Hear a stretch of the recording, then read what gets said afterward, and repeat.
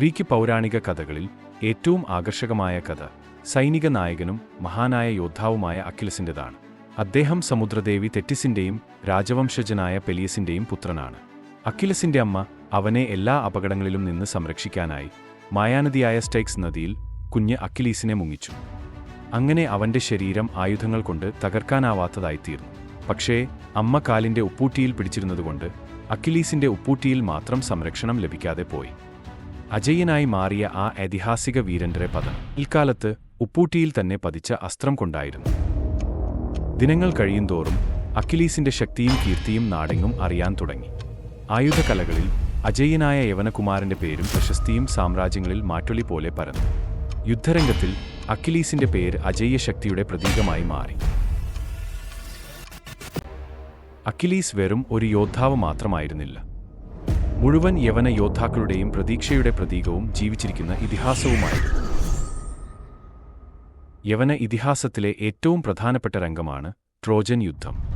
ഹെഫേസ്റ്റസ് നിർമ്മിച്ച പടച്ചട്ട ധരിച്ച് ഗ്രീക്ക് യോദ്ധാക്കളെ മുന്നിൽ നിന്ന് നയിച്ച അക്കിലീസ് അവന്റെ ഖ്യാതി യുദ്ധം തുടങ്ങുന്നതിനു മുന്നേ തന്നെ ശത്രു സൈന്യത്തെ ഒരു പ്രളയം പോലെ വിഴുങ്ങി. അവന്റെ ശക്തിയെ എതിരിടാൻ ഒരു ട്രോജൻ യോദ്ധാക്കൾക്കും കഴിഞ്ഞില്ല. ട്രോയ് നഗരം അക്ഷരാർത്ഥത്തിൽ അവന്റെ ഓരോ ചുവടിലും ആടിയുലഞ്ഞു. ട്രോജൻ തീരങ്ങളിൽ ഗ്രീക്ക് സേന യുദ്ധം ആരംഭിച്ച ആദ്യ ദിനങ്ങളിൽ തന്നെ ഗ്രീക്കുസേനകളുടെ വിജയം ട്രോയ് നഗരത്തിന്റെ പതനം പോലെ അനിവാര്യമെന്ന് തോന്നിച്ചു. എന്നാൽ ഏറ്റവും വലിയ സൈന്യത്തെയും ഉള്ളിൽ നിന്ന് പിളർത്തുന്നതായിരുന്നു യുദ്ധശിബിരങ്ങളിലെ അസ്വാരസ്യം. അക്കിലീസ് സംയുക്ത ഗ്രീക്ക് സൈന്യങ്ങളുടെ നേതാവായ അഗമംനോണുമായി കടുത്ത ആശയ സംഘർഷത്തിൽ അകപ്പെട്ടു.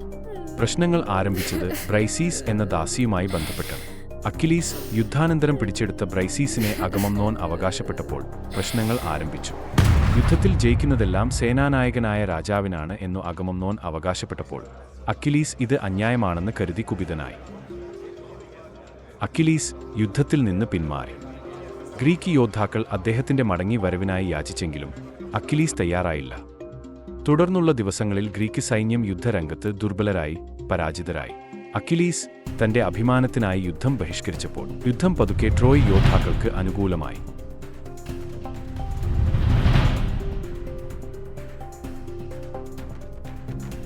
തുടർന്ന് ഒരു ദിവസം വ്യാകുലമായ ഗ്രീക്ക് സൈനികരുടെ അപേക്ഷ കേട്ടപ്പോൾ അക്കിലീസിന്റെ ഏറ്റവും അടുത്ത കൂട്ടുകാരനായ പത്രോക്ലസ് അക്കിലീസിന്റെ കവചം ധരിച്ചു സൈനിക സംഘങ്ങളിൽ ആവേശം നിറയ്ക്കാൻ ശ്രമിച്ചു. പത്രോക്ലസ് അക്കിലീസിനെ പോലെ യുദ്ധമുറകൾ കാട്ടുകയും ആവേശത്തോടുകൂടി യുദ്ധരംഗത്തിലേക്ക് കടന്നുവരികയും ചെയ്തു. ഏറ്റവും അടുത്ത അനുചരന്മാർക്ക് പോലും അത് അക്കിലീസ് അല്ലെന്ന് തിരിച്ചറിയാനായില്ല.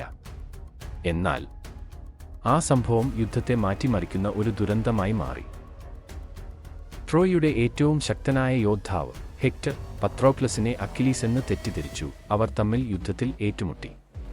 ഹെക്ടർ പത്രോക്ലസിനെ അരിഞ്ഞുവീഴ്ത്തി. അക്കിലീസിന്റെ യുദ്ധരംഗത്തിലേക്കുള്ള മടങ്ങിവരവ് തീർത്തും പ്രചണ്ഡമായിരുന്നു. ആ നിമിഷത്തിൽ അക്കിലീസ് ഒരു യോദ്ധാവിനെ പോലെ അല്ല, ഒരു പ്രപഞ്ച ശക്തി പോലെ നിലകൊണ്ടു. കൊടും കോപത്തോടെ അക്കിലീസ് ഹെക്ടറിനെ വേട്ടയാടി പിടിച്ചു. പോരാട്ടത്തിനൊടുവിൽ ഹെക്ടറിനെ നിഷ്കരുണം വധിച്ചു. എങ്കിലും ഹെക്ടറിന്റെ മരണം പോലും ട്രോജൻ അസ്തിത്വത്തെ മുഴുവൻ തകർത്തില്ല. ഹെക്ടറിന്റെ പതനം മഹാനായ അക്കിലീസിനു പോലും യുദ്ധത്തിൽ ഗ്രീക്കുകൾക്ക് അന്തിമവിജയം നൽകാൻ പര്യാപ്തമല്ലെന്ന തിരിച്ചറിവിന് കാരണമായി. ഹെക്ടറിന്റെ മരണത്തോടെ ട്രോയ് നഗരത്തിന്റെ അനിവാര്യമായ തകർച്ചയ്ക്ക് തുടക്കം കുറിച്ചുകൊണ്ട് രാത്രിയുടെ മറവിൽ യവന പോരാളികൾ പൊയ്ക്കുതിരയിൽ നിന്നും ചാടി ഇറങ്ങി. ഹെക്ടറിന്റെ സഹോദരനും ട്രോയ് രാജകുമാരനുമായ പാരിസ് അഖിലീസിനെ പരാജയപ്പെടുത്താൻ അസ്ത്രം തൊടുത്തു. നാളിതുവരെ അജയ്യനായ അക്കിലസ് ആ രാത്രിയിൽ ഉപ്പൂട്ടിയിൽ ഏറ്റ ഒരു അസ്ത്രം കൊണ്ട് പരാജിതനായി നിലത്ത് വീണു. അക്കിലീസ് വീണുപോയിട്ടുണ്ടാവാം, പക്ഷേ അവന്റെ പേര് അനശ്വരമാണ്.